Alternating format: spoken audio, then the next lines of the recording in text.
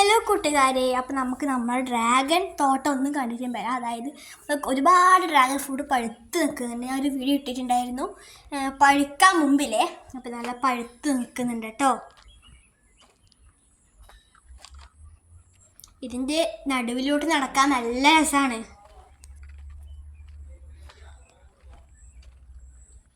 ഇപ്പോൾ നമ്മൾ കണ്ട ഡ്രാഗൺ ഫ്രൂട്ട് എല്ലാം ഉള്ളിൽ റെഡാണ്.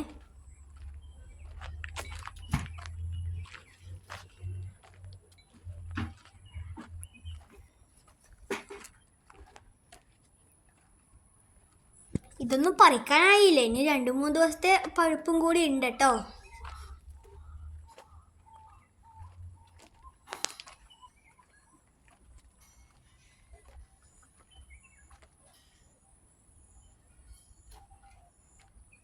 അപ്പോൾ ഇതിൻ്റെ വിളവെടുക്കുന്ന വീഡിയോ ആയിട്ട് ഞാൻ വീണ്ടും വരാം. അപ്പോൾ ഇന്നത്തെ വീഡിയോ ഇഷ്ടമായ ലൈക്ക് ചെയ്യുക, ഷെയർ ചെയ്യുക, സബ്സ്ക്രൈബ് ചെയ്യുക. വീഡിയോ എല്ലാവർക്കും ബൈ.